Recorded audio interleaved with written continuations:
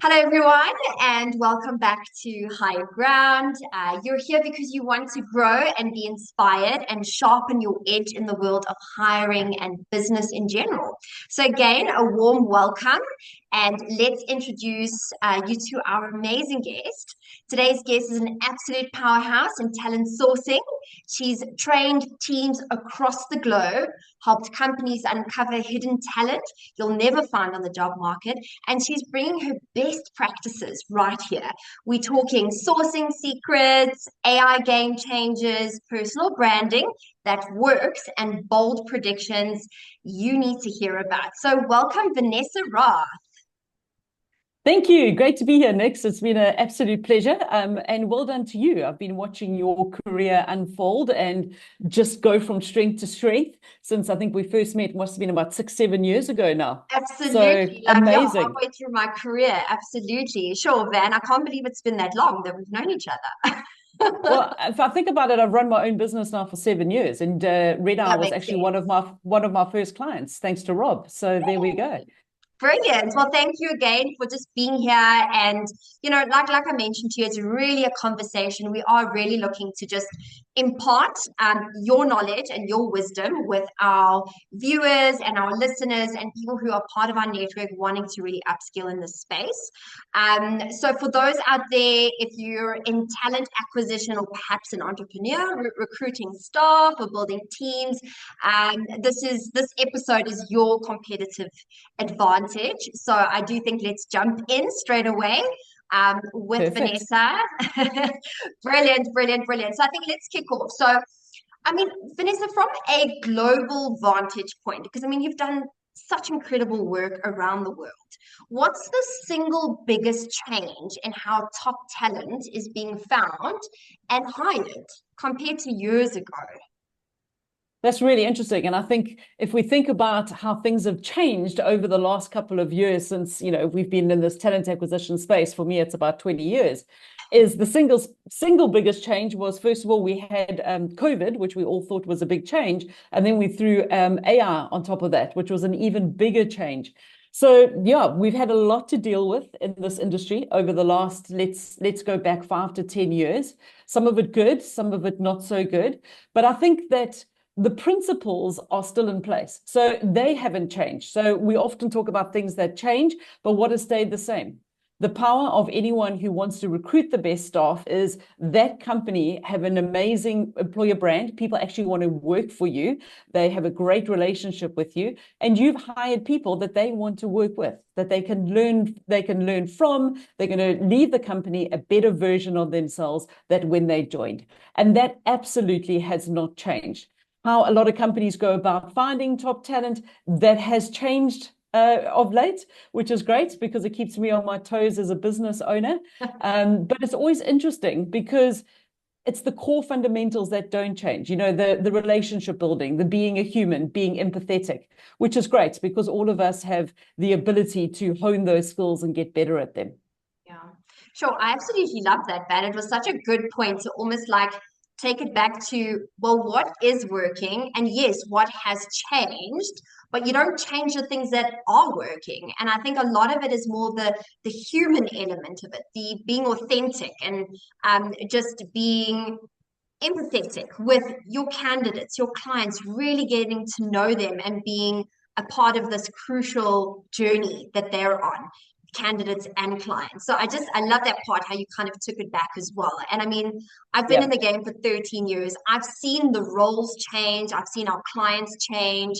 I mean, it's very much a candidate driven market, especially after COVID. It is Yeah. about what candidates are looking for, and clients are having to really kind of tailor that and approach it differently and make sure that their branding is really up there so they can continue to attract that amazing talent. So that was a very good point. So I mean, then the role should, I mean, hiring managers, what hiring managers, what role do you think they should be playing when it comes to sourcing and talent pipelining? And I know I'm quite passionate actually about this particular question, but I would love to get your view on it. So I think hiring managers, how they could be adding more value is to actually be better partners. So, I mean, if we're talking here and you're an agency recruiter or what we call a third-party recruiter, you're not part of an internal talent acquisition team, you really need to partner well with hiring managers and really understand their needs. And I find that there's still a lot of like, maybe it's distrust, maybe it's a little bit of animosity between hiring managers and agencies, that they don't want to share absolutely everything that's going on in the organization.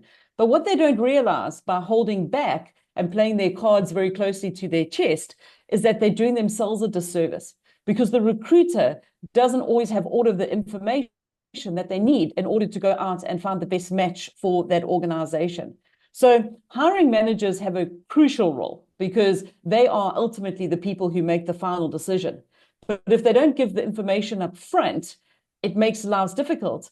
But also what hiring managers, I think, could benefit from is a lot of training themselves, because a lot of hiring managers are people who were really good at their job, and then they were promoted to being, hey, you can now be the manager of the team. So first of all, you've now got to manage people, and you're responsible for growing the team. And I don't think that hiring managers actually always are the best suited individual in order to be able to do those things. So I think hiring managers themselves need to have a little bit of training. It could be around, even interviewing training would be an absolute win for the industry, because sometimes they've had bad interview experiences themselves and they model what they think should interview on the poor experiences which they have had. But a little bit of training, I think, for hiring managers in those situations would really, really help companies to make much better, more informed hires. Yeah. And I mean, Van, on that particular point, I mean, from a recruiter's point of view, if we go out to market and we're selling this position, this brand, whatever it is that this client is looking for and what they're looking to achieve, it is so important that the hiring managers, I mean, they're selling in those interviews as well. You're selling yourself as a leader, as an influencer, as a technical expert. I mean, people not only want to work for a particular brand, but they want to work for the right leader. And I think that really determines the culture in the team as well. So if you've got a really good relationship with the hiring manager, you've been briefed by them, it's so much easier to go into the market and have that conversation and actually really attract that talent. Yeah, it's true. And people want to work for a leader that inspires them, someone that they're going to learn from, not someone who they walk away from the interview thinking, oh my gosh, I could never work for that person. And a lot of people don't realize that, it's not an interrogation, it's an interview that is actually going both ways. So if, the clients, I mean, I've had people go for interviews and they say, well, the person complains so much about the company that they work for, why would I want to go and work for the company? Absolutely. So it's just like, you've really got to think very carefully about the mood you're in before you go into the interview. What messages are you sending, either consciously or subconsciously, to the person that you're interviewing? And what you said, Nicole, is so important, is continue the great selling job that the recruiters have already started. Yes, sure. I feel like that's a question you can truly unpack to lengths, because companies don't realize how every part and piece of that process is so crucial and so valuable to the recruiter, the candidate, and the organization. So, and I mean, Van, what are the most creative ways you've seen recruiters engage with passive candidates and get them to respond, positively to the opportunity? That's really interesting, because I was on a call this morning to a colleague of mine, a peer of mine, should I maybe say, in Sweden. And we were talking about, we're both presenting at a conference in October in Amsterdam called Sourcing Summit. And she's doing one on candidate reach out. And she wants to do a comparison between, human reaching out to talent or AI reaching out to talent. So, no guesses that I'll be doing the AI piece on that one. But it was really interesting because she was just saying that she gets a great response and she doesn't use AI. And I said, well, that's wonderful. But I'm sure if you fed enough information into like an AI, large language model, then it would actually be fantastic at, having great reach out. But one of the things which we also spoke about was the best way to attract talent is people that are building communities these days. So for example, know your niche, know what you're recruiting in. And if before that, cold reach out to passive talent hits their inbox and says, oh, jeepers, I know this person. And I've heard about Vanessa Raath in recruiting circles and tech recruiting. I saw her present at this conference. I definitely know her. means that you are forming, a community or a network or whatever you want to call it around you. And I think that is the best thing that recruiters could be doing at the moment, and that is building a digital brand. And your digital brand leads onto a personal brand, which people know, which does help to get more responses when you are reaching out to passive talent. Absolutely. That's incredible. And I think that people don't always realize that you have your own personal brand, even if you do work for a particular organization. So if you're well known within your networks and communities and you're going to all Yep. those networking events, people just mention your name and they'll know your area of specialization. They'll have heard good things. So I think that that truly helps from day one. So that's definitely Absolutely. quite a And good one. truly, truly powerful, Yeah. especially in a world of AI, when people don't know whether they're actually dealing with something that's fake, a deep fake, an AI chatbot, whatever it might be. We Yes. need to up our human. So And yeah, I mean, Van, that's what I'm I sure would you've encourage. realized, can you see the difference? Like if you know if something's been typed up and, created and edited by an AI tool, or does it sound like a human has put that email together? Can you tell the difference? Absolutely. So I mean, it's a couple of things that you look at, from a syntax perspective. You've got the long dash and something that's been created by ChatGPT. You've got, the GPT jargon, buzzwords that come into play. No, absolutely. I definitely can, especially if I know the person and I've actually had a relationship, Yes. a couple of emails backwards and forwards, and now suddenly, it changes. Or like, again, someone you see that used to post on LinkedIn pretty infrequently, maybe once a month, is now posting every day. And you're looking at the content saying, I know where you're getting this content from. So again, it comes down to, being authentic and being genuine in that space and making sure that everything that you are sharing does sound like you at the end of the day. And I'm not saying don't use AI, use it to build frameworks, use it for, creating content calendars to a little bit of assistance on your topics, but don't let it write everything for you. Completely agreed, 100%. And I mean, Van, you've built Yeah. a strong personal brand for yourself in the TA space. So, from being an Yeah. influencer and a branding expert, what advice would you give recruiters on building their own brand? Sure. I think building your own brand for me comes down to three things. So it's consistency, authenticity, and there's another one. I think it's bravery is what I always talk about Oh, when I I love when I that. deliver this. So consistency is knowing, what is your platform? What are you going to choose? How frequently Mm, are you going to post? Where do people know how to find you? So that is the first one. The next one is being authentic. And I'm never one of those people that say go and post every day, because not mm, everyone has a good day every day, but post on the good days, be authentic and share, your personal stories, not overly personal. We all know that there is that line. Let's not cross that. And then mm. the third piece is actually being brave enough to be able to realize that actually I have something of value to share. I'm at the coal face of the industry. I'm talking to either professionals in the mining space or the tech space or supply Yep. chain space, and I have a lot of market insights, and actually being brave enough to share those insights, because I think once we start doing that and start getting a positive reaction, we realize that why have I held back on not sharing enough?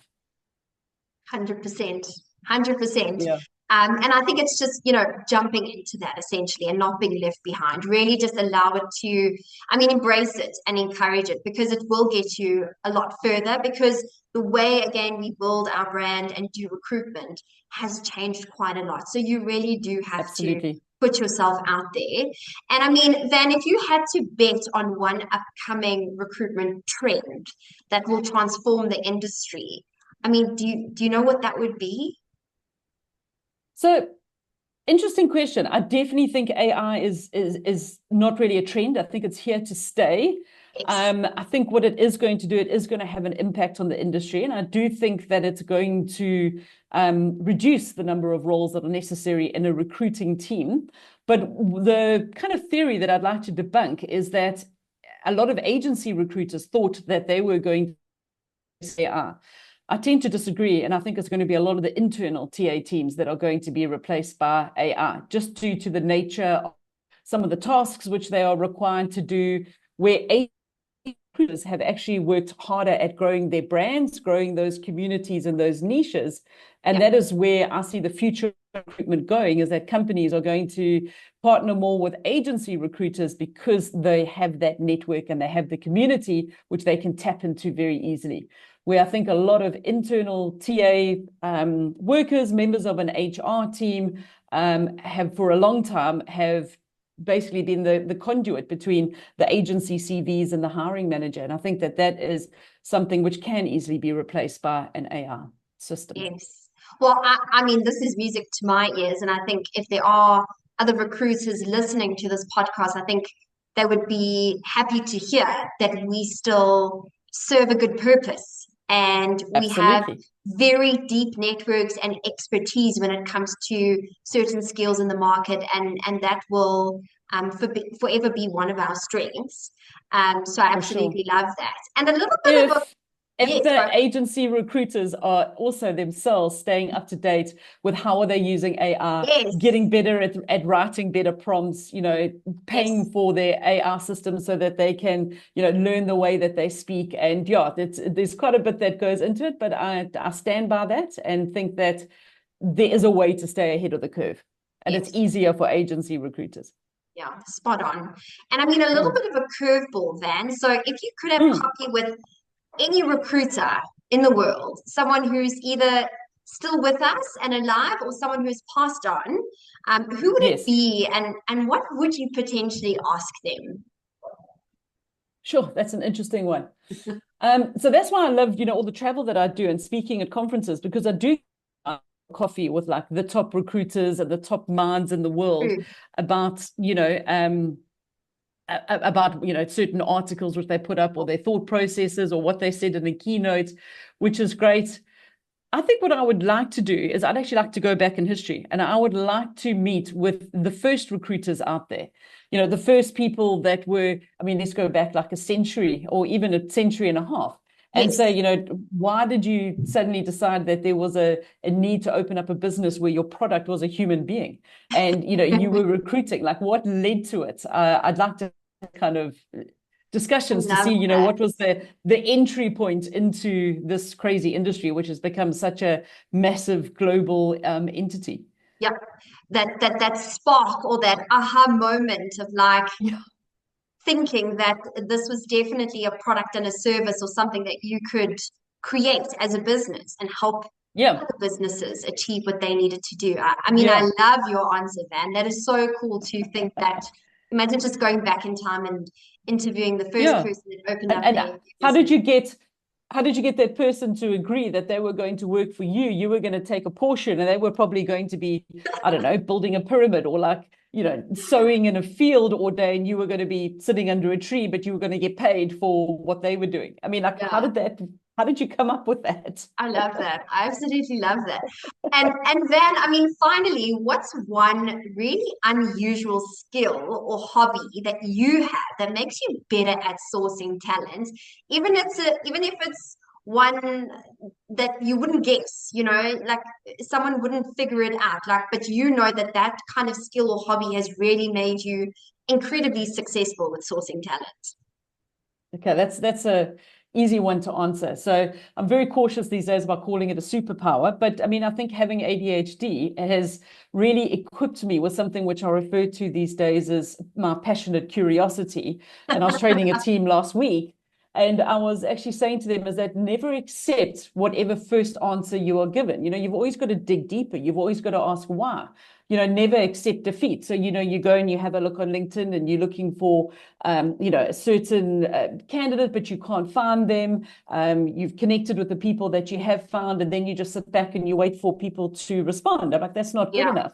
yeah. There's more that you can do. You've got the whole internet at your fingertips. Go and be a little bit more like a researcher, stroke detective, and find contact details. And I think it's not knowing when to stop because the ADHD, my brain just keeps going and going and going. And it's, again, that passionate curiosity to go and find what I'm looking for. And I actually won't stop until I've done it.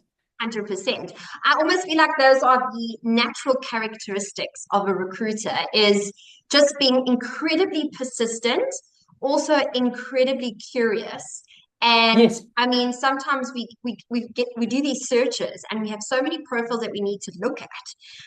And we Yeah. think I won't stop until I get to the very end and I have, found 5 or 10 incredible individuals that could fit my particular requirements. I think it just goes Yeah. to that never giving up type of character that you need as a Yes. recruiter, and not just, taking the first no, and kind of digging a little bit deeper, because again, I think you need to unpack stuff, because candidates give you so many insights as to where do you find these people, what could you try Yep. differently. They give you so many little golden nuggets along the way, and there are many people out there that are willing to help and provide advice.